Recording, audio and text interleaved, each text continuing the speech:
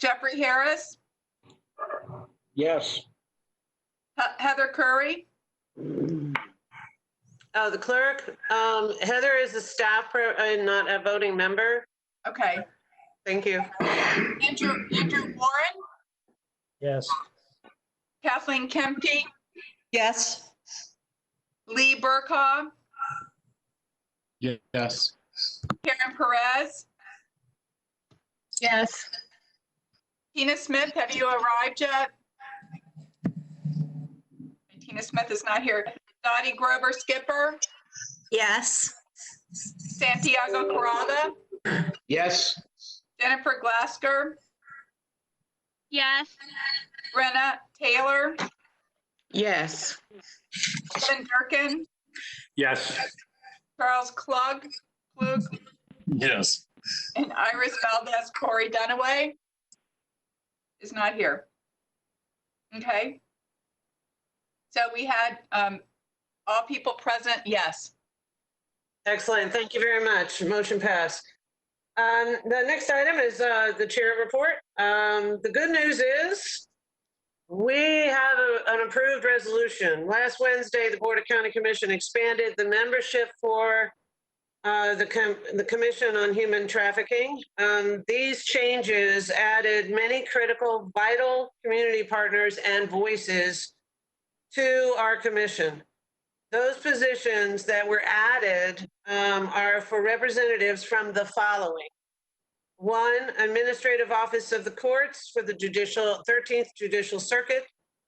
2, Hillsborough County Public Defenders for the 13th Judicial Circuit. 3, a representative from the Temple Terrace Police Department. 4, the Plant City, a representative from the Plant City Police Department. 5, the Hillsborough County Commission of the Status of Women. And then 6, and importantly, a lived experience expert. I can confirm that 5 representatives have already received their agency's appointments and will be formally appointed by the Board of County Commission at our first meeting in June. At least that's the plan. It is my honor to welcome Chief Judge Ronald Ficarrotta and Public Defender Julianne Holt,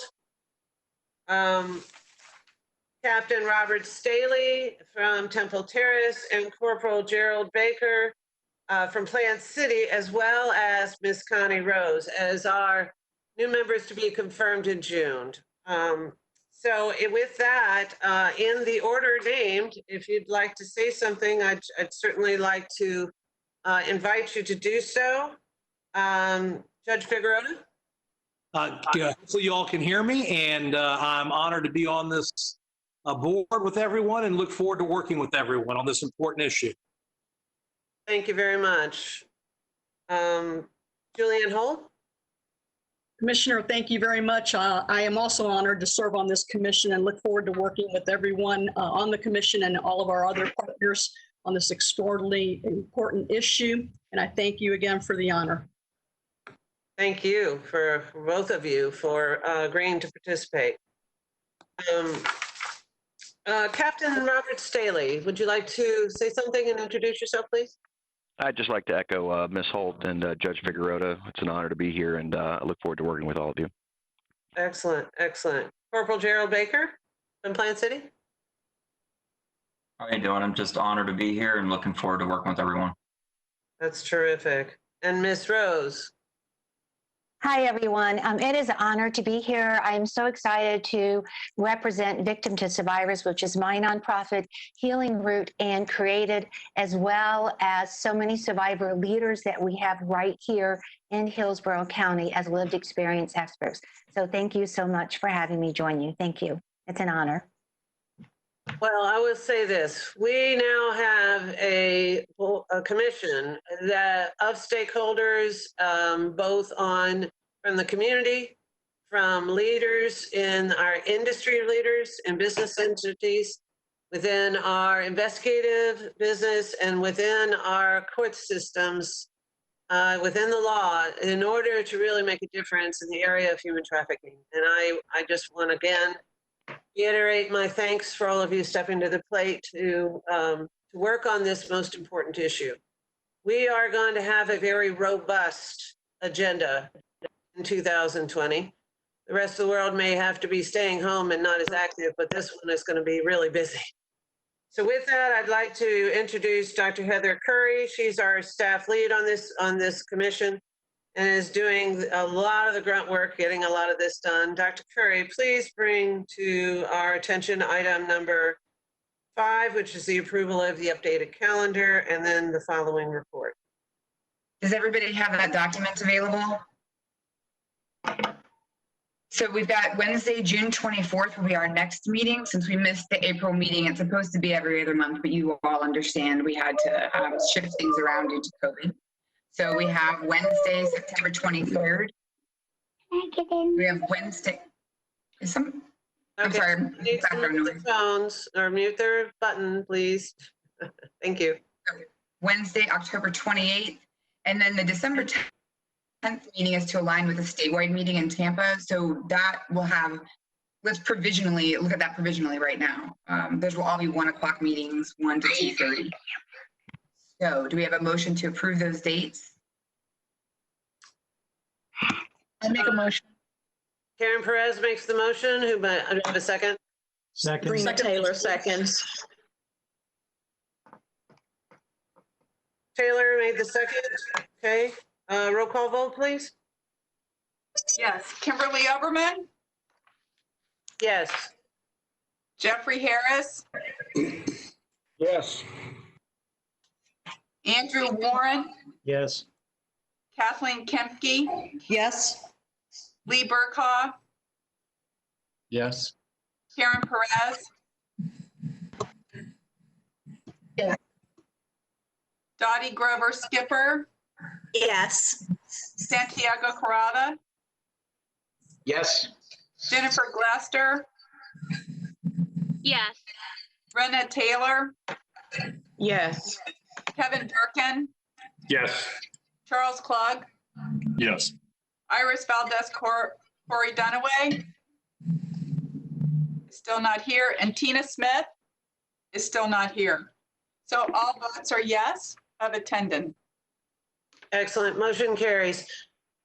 There are a few folks that still have their mics open when someone's speaking, so please make a point of closing those. Thank you. Dr. Curry, could you bring up the next item, please? Yes, so I'm going to give some updates. You all have a fairly lengthy report, and I don't know if you've had the opportunity to make it through everything, but I'm going to highlight some of the elements of that. We don't need to go through it comprehensively. There's been a lot of activity, starting with being tapped by the NFL to be the convener group for the Super Bowl, and you'll hear from Claire Lessinger in a little bit about that, and some additional information from Claire Graff from the NFL. So we also have been very busy. I think all of you have taken the Hillsborough Heroes training by this point. A lot of people have become great partners. So Kevin with the airport, thank you so much. Charles, thank you for your support with the Port Authority. We've got the City of Tampa, so that's an additional 3,500 employees. Thank you, Lee. We have Crime Stoppers, Campaign Against Human Trafficking, FDLE. It's growing, and the growth is actually fast. It's been kind of a non-linear, scalable impact. So it's pretty cool to see that. We're still looking for more partners and want to grow that as far as we possibly can in advance, especially of the Super Bowl, but with really just having a community that is comprehensively aware of what to do. So we're working with Kathleen with the Crisis Center to talk about a 211 hotline for the upcoming Super Bowl. That's not to the exclusion of the national hotline, but to complement that so that we have our local resources that really have a more direct access to service providers. We have some additional conversations with some regional partners, but we'll talk about that. I'll say that for the next meeting. So we also have been very busy working with Felicia Crosby Rucker and Homeless Services, and with Government Relations Strategic Services, and with Information Innovation to provide some additional resources for some of our partners. Redefining Refuge, Campaign Against Human Trafficking, and Created in particular, so during COVID-19 as an emergency response. So We also are building a survivor advisory board, having Connie Rose as part of the commission now. That's going to be really impactful as we prepare a plan in advance of the Super Bowl. So I think that that'll be incredibly useful to have that, make sure that we are survivor informed as we move forward in our efforts. I also just found out some good news, which is Liz Gutierrez with the Commission on the Status of Women is actually being appointed by them to be our member. That's brand new news, by the way.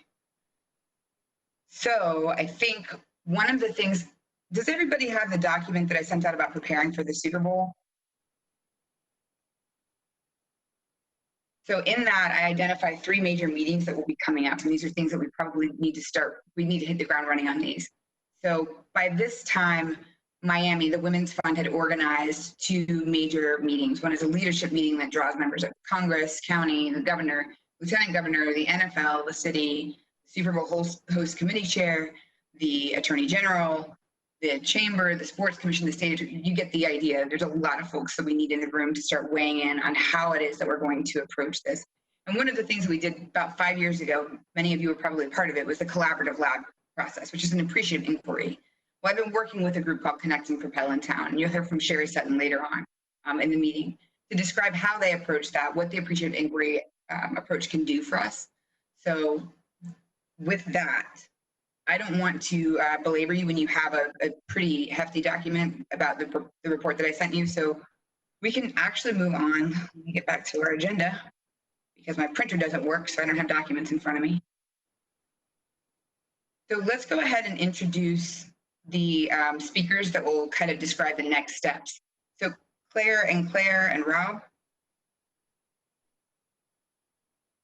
Maybe Claire Lessinger, do you want to start that conversation? And it's just a brief, we just need a 5-minute overview of what it means to be the convener group. I don't know that term makes a lot of, it may be too abstract. So if we can put some clarity to that, would you mind?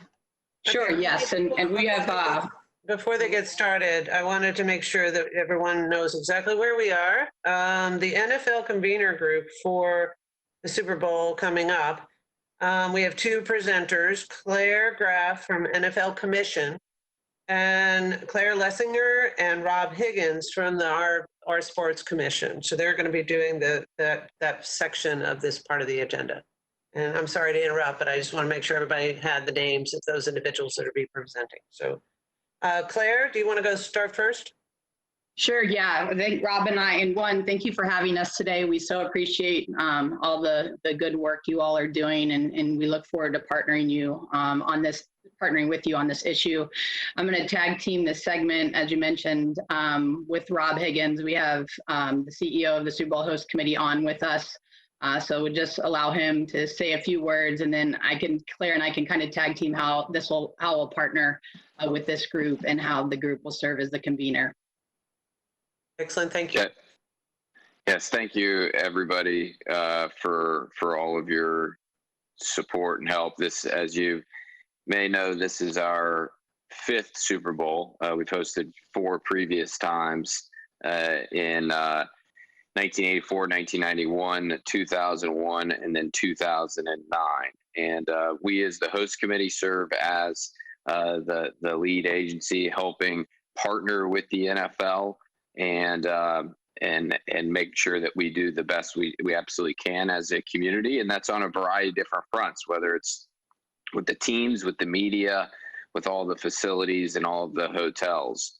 And naturally, we want to be a great resource when it comes to this important effort. So I will turn it over to our COO, back over to our COO, Claire Lessinger, to help give an update as to where we're at right now in this process. Sure, absolutely. Thanks, Rob. And we know, we know that the mission of the Commission on Human Trafficking is not tied exclusively to the Super Bowl. It's a community that's united against human trafficking every day. And when we talk about partnership with the NFL, this is an issue that they have traditionally and continue to support in every host community and host city. And so as we spoke through partnership and partnership opportunities, and they shared with us how this process works in terms of supporting the local efforts. We had reached back out to Commissioner Overman because we knew we had a handful of conversations as it relates to the good work this group was doing and the commission that was put in place with all of the leaders and thought leaders in our community. And with that being said, as the NFL, it defined what the conveners had done in the previous host city, it made all the sense in the world to connect with this group and lean on you all to truly serve as that. And what that means is, in order for the NFL's support, they have a grant proposal and grant funding to support our local efforts. We need to lean on the local organizations and the work that's being done in our community to help identify that work and submit a proposal back to the NFL that they can review and approve and then award that funding to support those local efforts. So we've had incredible conversations with Dr. Heather Curry and Claire in partnership as it goes through really a timeline and next steps and what that looks like. And we've also shared back what other previous host cities have done and where some of that funding has been allocated and what it has supported. So I think at this point, we're in a really good place in terms of understanding how this partnership works with the host committee, the NFL, and the Commission on Human Trafficking, and are looking very forward, as I mentioned, to working with all of you on our anti-trafficking efforts. Excellent, thank you, Claire. Is Claire Graff, I'm not seeing her. From the NFL, she's not here today. She might not have been able to make it. Okay, well, great. So I would like to open this up for discussion because I'd like to welcome a motion to direct staff to move forward on any steps necessary to become the NFL convener group for the Super Bowl 55. But in the meantime, until I have a motion, are there any questions or discussion at this point? I'd like to make the motion, Madam Chair. Santiago. Okay, thank you very much. Do I have a second? Dottie, I'll second that. Excellent. Okay, so we have a motion by Mr. Ficarrotta and a second by Ms. Grover Skipper. I'd like to open it up for discussion before we vote. Any questions? Any excitement? I have a lot of excitement. And this is Connie Rose. I think that this is absolutely fabulous. Thank you. Thank you so much for stepping up. I'm very excited to see how the Survivor Advisory Board can really get looped into this and expand with the messaging and whatever else that you might need as an add-on to the great work that's already being done and that will be done in the future. So thank you so much. Excellent. Hi, this is Jennifer Glazer. I had my hand raised. I don't know if you can see it there or sorry. not. No, Go ahead, okay. Jennifer. First of all, I do want to welcome the NFL. I do want to be supportive. I've seen a lot of great changes in the NFL over the past couple of years, but I think it's extremely important that this commission not turn a blind eye to the fact that the NFL in the past, for a long period of time, turned a blind eye to violence against women and violence against children and things of that nature. Like I said, I've seen nothing but really good changes lately, but I just always want to be aware of who we're aligning ourselves with. Thank you. Thank you for your comments, Jennifer. Any other, Dr. Curry, you had a comment or question? No, okay. I'm looking for hands. Everybody practiced at raising their hand. So, Karen Kempke, you have your hand raised. Hi, I am very excited about this as well. I will say that in the last 6 years, I have worked with the NFL in a number of different areas, one being the Pro Bowl. I'm not a football person at all, but the Pro Bowl, and also have done some training for the Bucks. And I think they are trying. They're really trying. So I look at this as a real opportunity for us to hold them accountable, but also to be supportive for what they're trying to do. Great, thank you. And I'll just wrap up this before we take a vote. In meeting with Claire Graff, as well as Rob and Claire from the Sports Commission, and then also attending many of the meetings that prepared for the Miami Super Bowl. it became readily obvious that it was going to be an all hands on deck effort, both in the area of communications, in the area of investigations, in the area of awareness, in the area of supportive and services, and all the way across the board. And one of the reasons why I believe that it would be wise for us to be a convener is that it gives us the ability to not only get and be best prepared for one of the largest events that the Hillsborough County and the entire Tampa Bay region experiences, but also allows us to build a sustainable platform for addressing the issues associated with human trafficking and bring those that are interested in the star power of the NFL to the table to learn more about how they can be part of the solution and how they can be involved. It's not very many opportunities that we get that kind of event that comes to Hillsborough County, although we're seeing more and more of them. And I'm very proud of our Visit Tampa Bay and the Sports Commission that make those things happen. But it puts a lot of pressure on our law enforcement, on our investigations, on our court systems, and on our communities. That bringing this to the table will help us be at the center of making sure that the messaging and the information and the programs that are developed go well. So with that, I'm going to call a roll call vote. Dr. Curry, you have your hand raised. Yes, I was also going to let you know, Claire Graff has actually joined the call. Oh, great. I'm wondering if she might say something really quick since she's the NFL representative. Claire Graff, you're recognized. We can't hear you yet.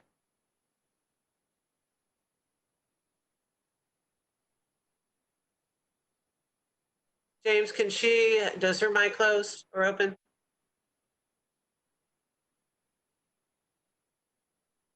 I don't see her member name. I don't either. Is she the call-in user? I have a call-in user with an area code 917816. She may be. Let me, she emailed and that's why I was responding to that. I have unmuted that call-in user. Miss Graff, if you would like to address yourself. Hey, that's me. Oh, That's me. Can you guys hear me now? Yes. Sorry about that. Well, first of all, I hope we made it easy by having two Claires be involved in this undertaking. So hopefully, if one Claire doesn't know the answer, the other will. I've been on since the start and certainly appreciate all views on our work and the progress we have made and where we still have to go. I can tell you that I've been at the league for 13 years. First in a PR capacity and then moving over to social responsibility. My role was actually created right after Ray Rice when we realized that we, as the league, should be taking more of a stand on social issues, including domestic violence, but certainly also including issues including trafficking. So I can tell you that those of us who do this every day at the league, none of it is perfect, but our intentions are good. We don't have control over everything. But what we do have control over, we take it extremely seriously.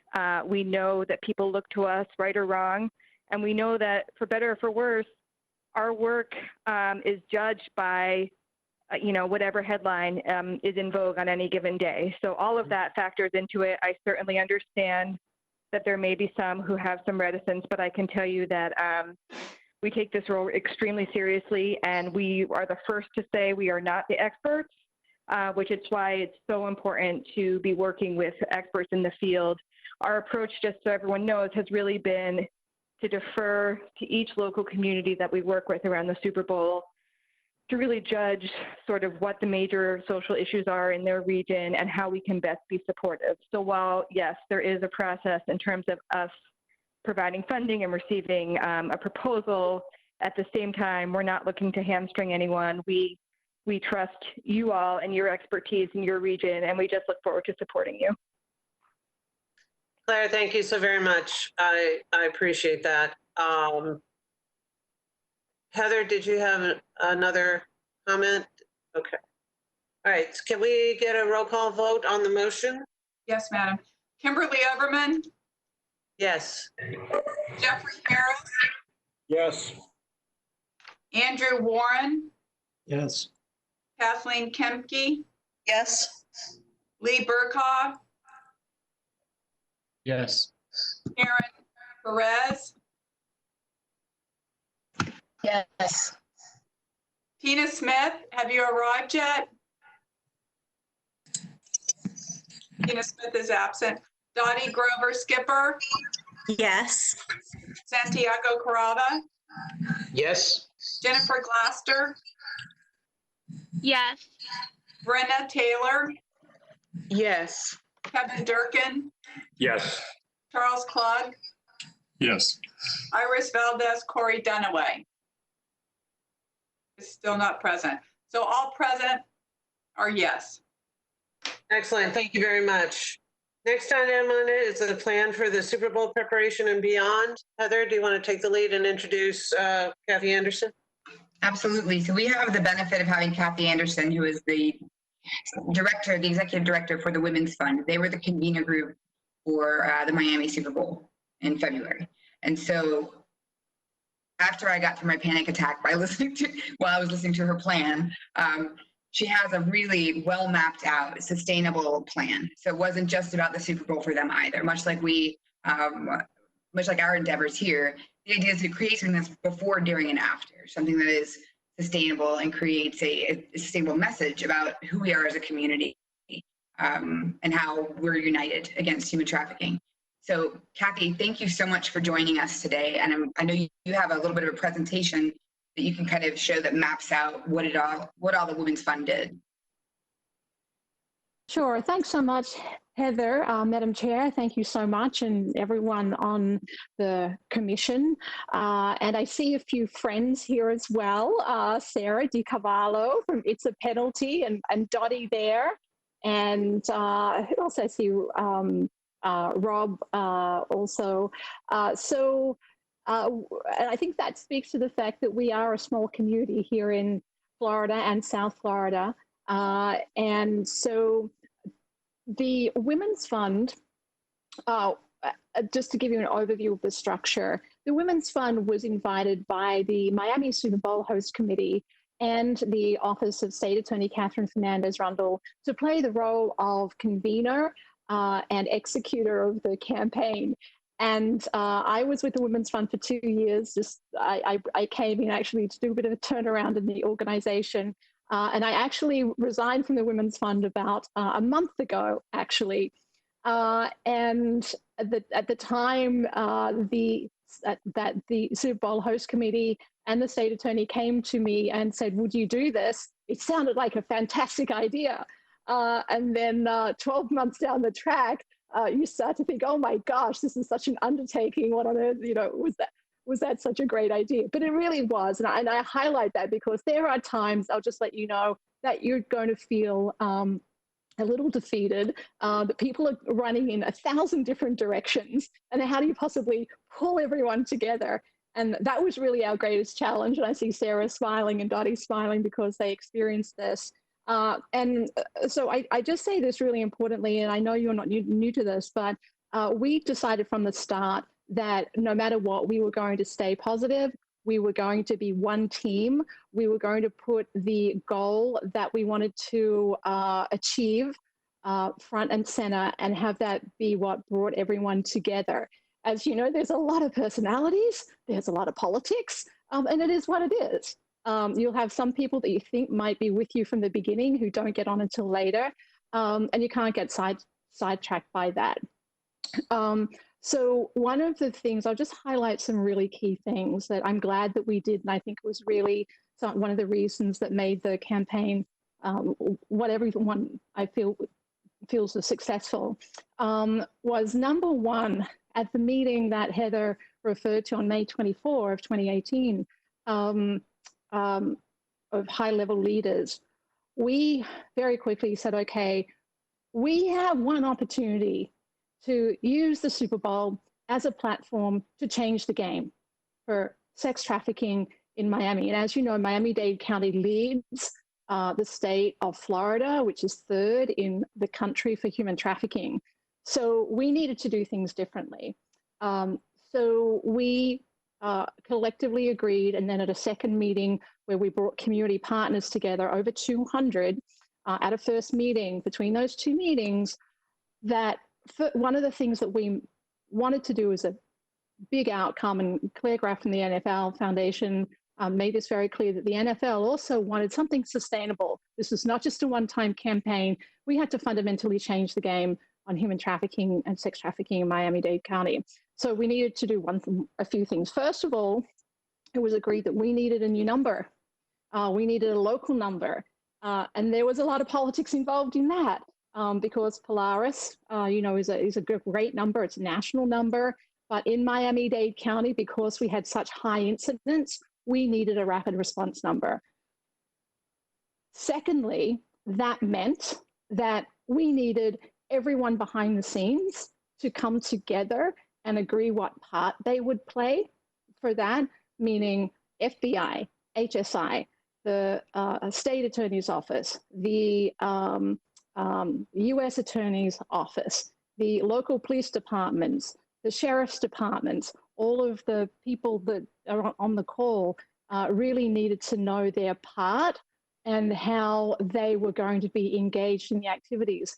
Likewise, the hundreds of community-based organizations that are involved in human trafficking needed to feel like they were, and not just feel like, that they were actively involved in this, because we have hundreds of organizations in the South Florida Human Trafficking Task Force who have been at this for decades. So we did not want to kind of be inserting ourselves without bringing together all of those and being a convener and giving each of those parties a voice. And we did that by establishing working groups that were a key part in moving this forward, because there were so many pieces that without having those community partners separate into working groups with clear activities, whether it be law enforcement or whether it be community outreach, that it was just too overwhelming and that it would quickly unravel. So that was really a key to success. The third component was the messaging. It was agreed that, so in addition to having a local number and a rapid response capability that would live beyond the Super Bowl, which it has, and second of all, then behind that number, having a strengthened community protocol of responding rapidly to sex trafficking, that thirdly, we needed a campaign and we needed messaging that was firstly informed by victim survivors, and again, acknowledge you all in having that group front and center. Their thoughts on messaging were key. And second of all, we needed to, through the awareness campaign, break the stereotypes of human trafficking because it's not well understood. Members of the community don't know what it looks like. They have the stereotype of the, quite frankly, the kind of the pimp daddy and the young girl. And that's not what human trafficking looks like. And so the imagery and the taglines associated with the campaign had to break those stereotypes. So when you see some of the images throughout the document you have, and Heather, do you have that document here, or I can share it just to flick through some of the imagery? I think if I share it, and I share my screen, I follow the instructions from the last session. Can you see my screen here? We can see your screen, thank you. Okay, great. So what I'm going to do is just flick through some of these slides, because I know you've all seen them, but this was just the high-level convening we did. You have there the list of people that we engaged. Heather referred to those before. We had this large community gathering with hundreds of organizations. You have a list there of some of the working groups. You'll see there that we had call center, so we did engage 211. We had, again, you see here numerous forums with our community members. And then we had, this is where you see the actual, some of the campaign imagery. So I'll just kind of pause on here. You see that there's a message, see it, snap it, send it. 305 fixed stop is a 24/7 text or call number. And that's the campaign that we did. And you see that everywhere on Metro Movers. You can see that we put it, literally we took the station domination because we wanted to choose one central location where the most people would see this campaign, and then that we could blast it basically through social media. So one component was getting it out and about on digital billboards, buses, as you see, LED buses going through local neighborhoods, especially through the Super Bowl where streets are closed. We had all transits covered off. You'll see here not what you think. You see we have a woman and a young girl to represent women are recruiters, and this is specifically a message that the survivor leaders wanted to get out, that it's not what you think.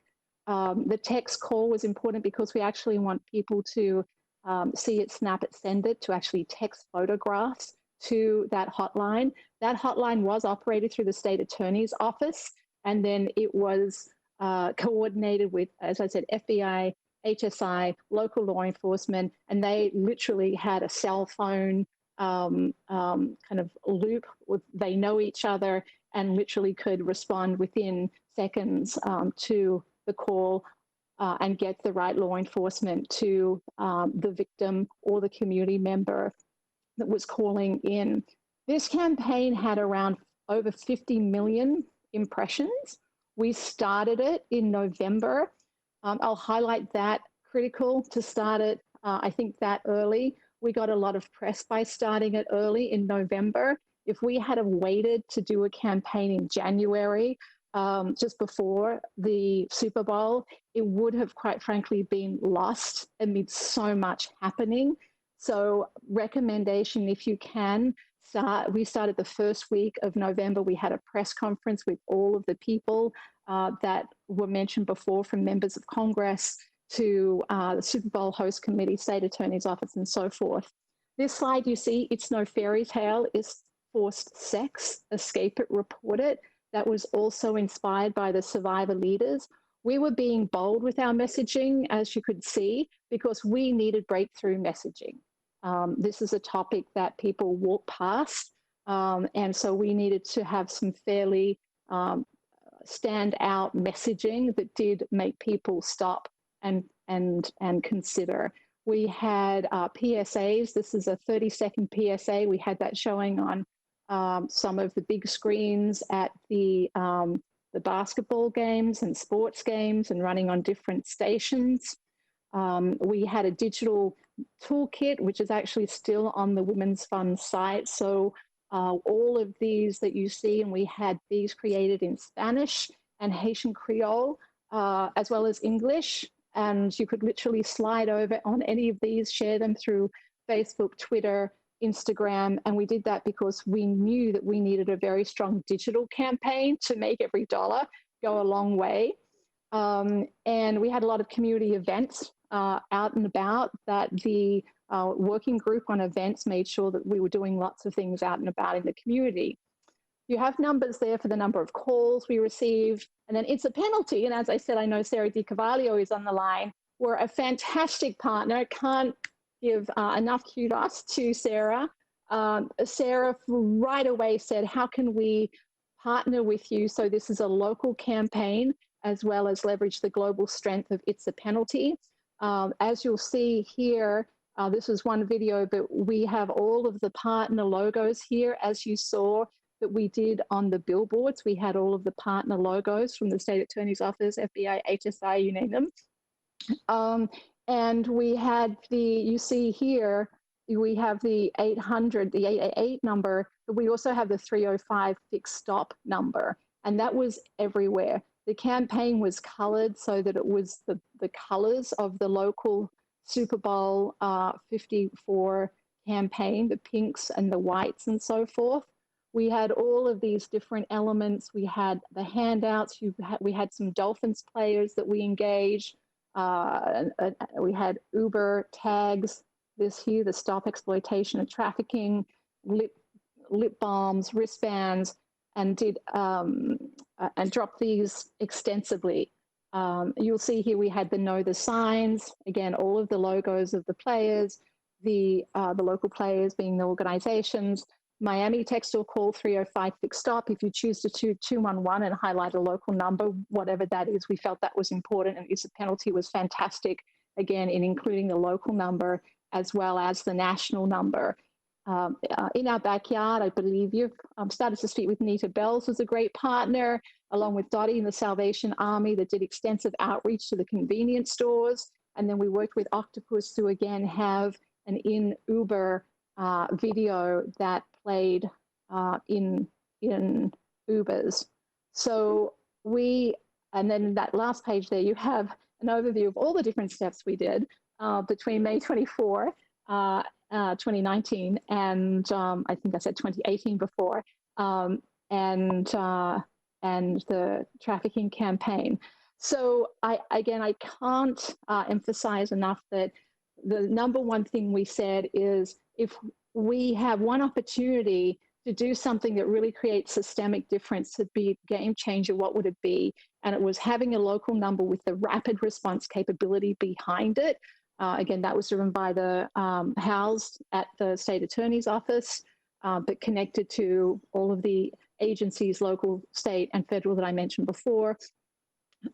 Second of all, to convene all of the stakeholders, have working groups, start the campaign early. We need and have a campaign and messaging that really broke stereotypes was key.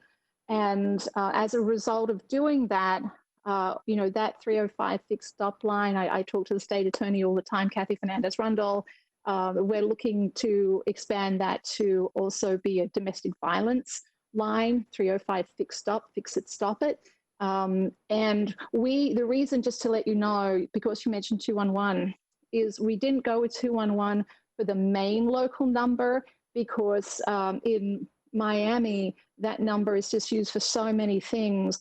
We couldn't spare the extra time in that call being transferred to law enforcement when we already had a hotline number at the state attorney's office. That was what we needed to do, is brand that number. It was a 305 number before. No one could remember it. So we had to brand it, something people would remember, which is a 305 fixed stop. And we had to get the relationships behind it so it could be a rapid response number. And again, that's in place today. It continues. And as I said to Claire Graff of the NFL, it's one of the things our community, I think, is most proud of coming together, so that we had not only a campaign, but created a sustainable capability that will grow and strengthen based upon those relationships. So I think I'll kind of leave it there. Kathy, thank you. Thank you very, very much for bringing all of that information to the commission. The first time I looked at the list of accomplishments and the list of things that needed to be done, I too, like Dr. Curry, nearly had a heart attack. The good news is that while we have approved our calendar of our actual commission meetings, the plan will be to set the stage for putting together subcommittees to address this issue. And so I thank you for your presentation, for bringing that, and for willingness to work with us on moving this forward. Dr. Curry, you have next on the item, I believe, is to talk about a meeting that is in addition to our board meeting, or commission meeting rather, a meeting for June 20, and that's the purpose of that meeting. Could you go into that, please? Absolutely. So I think one of the things that Kathy Anderson pointed to so well is that they determine their priorities as a coalesced effort. And I think it's critical. Mr. Warren, you mentioned something about the metrics of success for this commission at the last meeting. And I think as we move toward understanding what our metrics would look like, we have to first determine collectively what our priorities are. And so the meeting, the June 20th meeting, would be an opportunity to do that. And we have Sherry Sutton from Connect and Propel. This is the appreciative inquiry model that I mentioned earlier. And it's just a great group facilitated process. Probably a lot of you have been part of those kinds of conversations before, but it's an emergent process whereby we determine our priorities and then develop the working groups out of those priorities. And so I'm going to give the floor to Sherry to briefly talk about what they do at Connect and Propel. Okay, but before you move on to that, this is more for those of you that actually follow general boards. This is more like a working workshop to help us then form what we need to put together so that at our next actual commission meeting, we can then adopt whatever processes we need to get started, whether it be effort the NFL or any other effort that the commission provides, because we really haven't had an opportunity to have that dialogue. So thank you, Dr. Curry and Sherry. Thanks. Sherry Sutton. Hi, thank you for having me. So I was in charge of the project Connect and Propel Tampa 2019. And what we did is we hired David Cooperrider, who developed the Appreciative Inquiry Framework, and we had him come and do a full city summit. And so what we did is we had a steering committee get together and talk about what would we want to talk about. And the objective of Connect and Propel Tampa was to bring people together to talk about what they wanted for the future vision of the city of Tampa. And so the steering committee came together and created the topic and said, let's figure out how to get working groups to form to start using collective action to work towards these goals.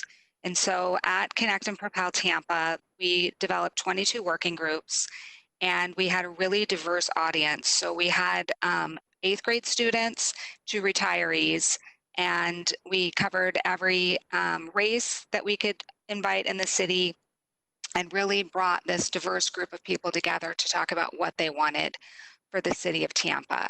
And that's what Appreciative Inquiry does. It does a lot of things that Ms. Anderson was talking about in her presentation. It brings together working groups. It allows people to come together for a collective vision and really separate into the areas that they have expertise in or that they have a lot of interest in. It allows you to get community voices so that all of the voices are heard and collectively distilled in this meeting format. It's a 4D framework, and it really focuses on discovering the strengths that you have, dreaming of what you want the solution to be, designing the plan to get there, and then creating the collective action groups to deliver on that plan. And so we used it with Connect and Propel. We've used it in a lot of organizations, and we've done a lot of work with the Cooperrider Center and David Cooperrider. And the reason that it really is a great format is because it would allow you to create working groups around both what you want to do with the Super Bowl and how to continue the work afterwards. And they could be working together to make sure that you're streamlining what's going to happen during the big event and then what's going to happen after the event and making sure they're together.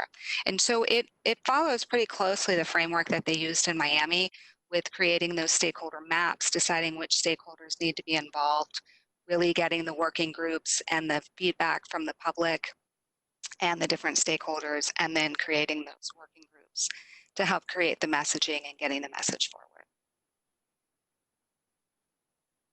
Anything that I missed on that, Dr. Curry?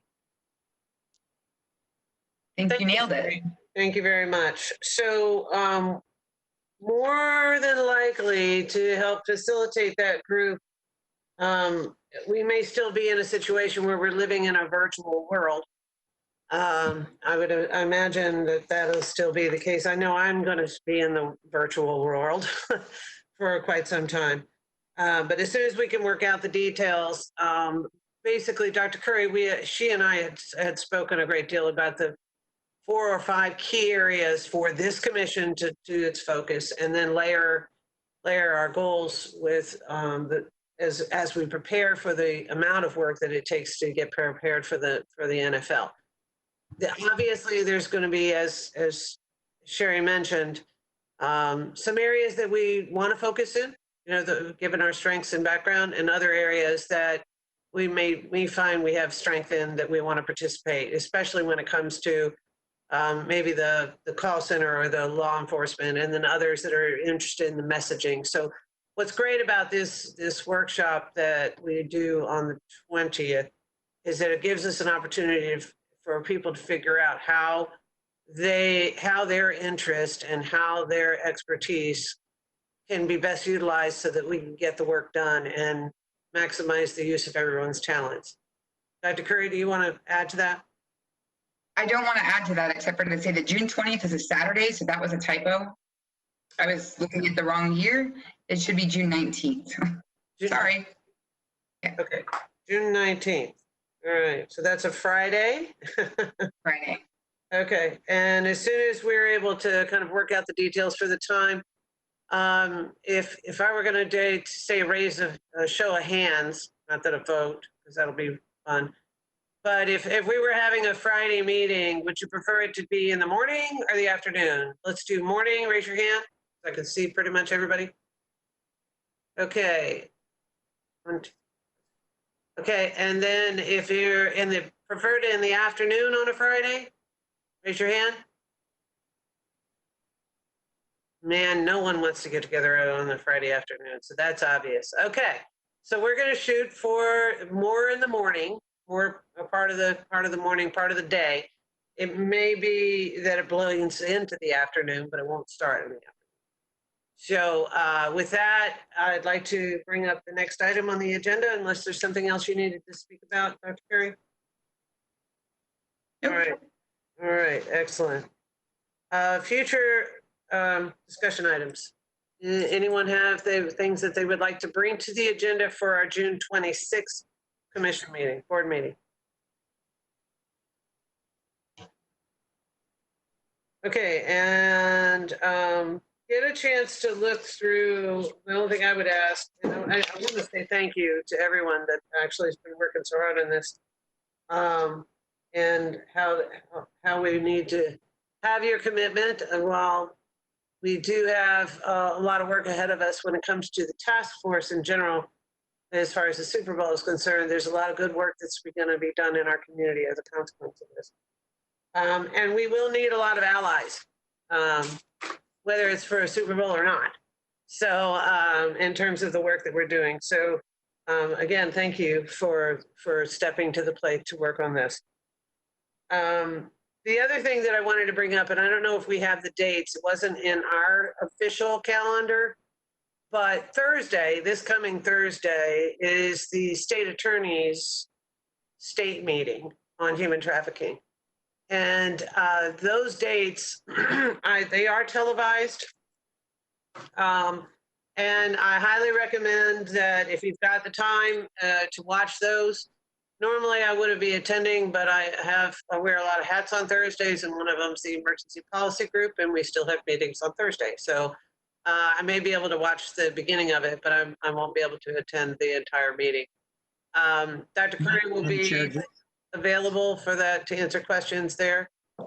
And, we'll be listening as much as we can.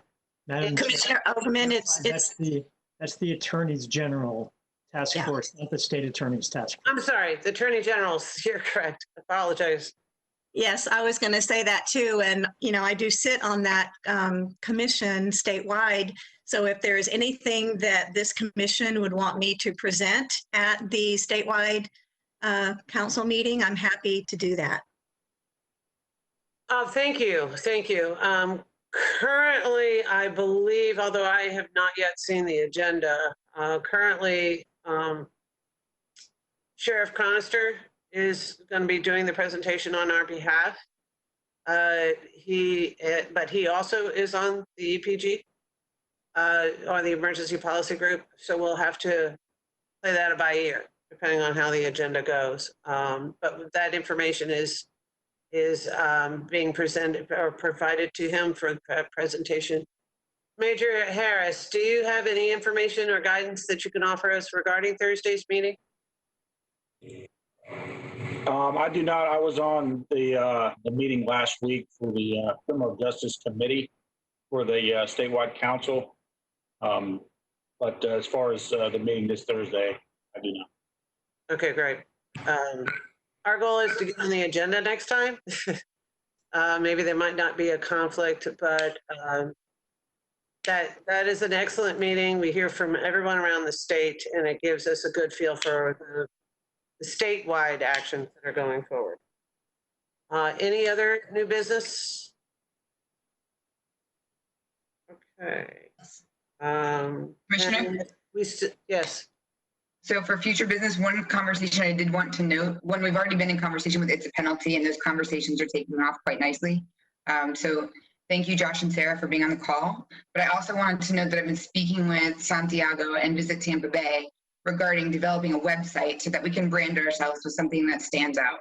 I think that that's going to be crucial for the success of the campaign. And again, one of the things that Santiago and I have talked about is also not creating a message that is exclusively targeted around big events, but is something that is about showing who we are as a community consistently. And so we'll be moving those conversations forward, and I'll have something to report back on that at the next meeting. Excellent. Thank you very much. Dottie, you have your hand raised. Did you have something? No, I forgot to take it down from earlier. Sorry. But I while I have the floor, I did want to say that the statewide council, we did just form an inaugural education and awareness committee, and the Florida Department of Education is chairing that, Michelle Gaines.